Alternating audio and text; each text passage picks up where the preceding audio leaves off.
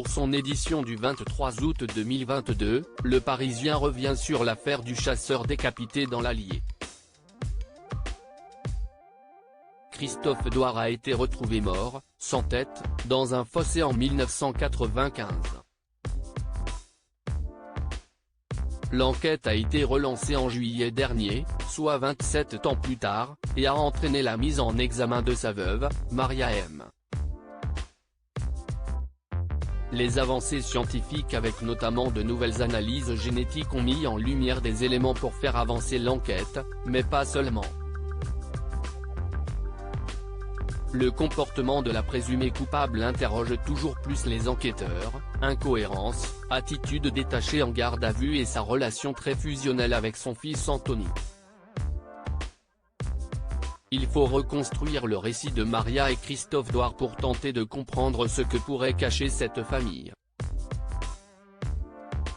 Si Maria surprend les enquêteurs avec son impassibilité, voire son indifférence quant à la mort du père de son enfant, ils lui demandent de parler de leur fils Anthony, un bébé né quand le jeune couple venait à peine de se marier. On a un lien très fort, même plus que très fort.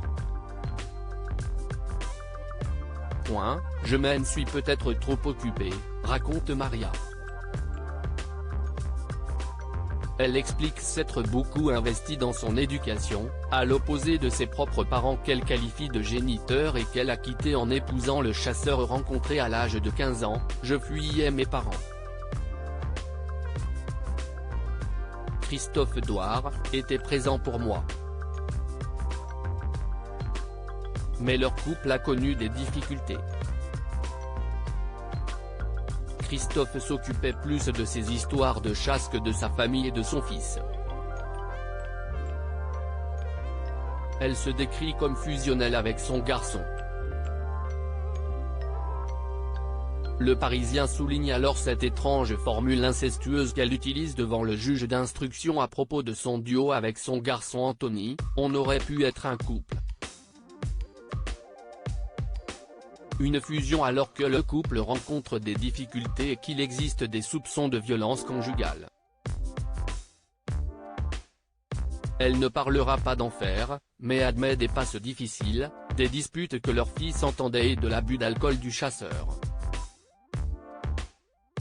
Si les gendarmes veulent dessiner un mobile pour la veuve, celui d'une femme violentée, qu'un coup de poing de son mari dans la voiture a fait exploser la vitre, elle nie en bloc toute implication dans le crime.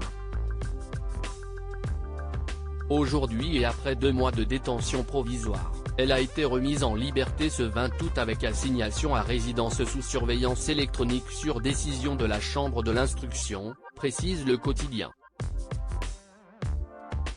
La veuve de Christophe Douar, Maria, reste présumée innocente des faits qui lui sont reprochés jusqu'au jugement définitif de cette affaire.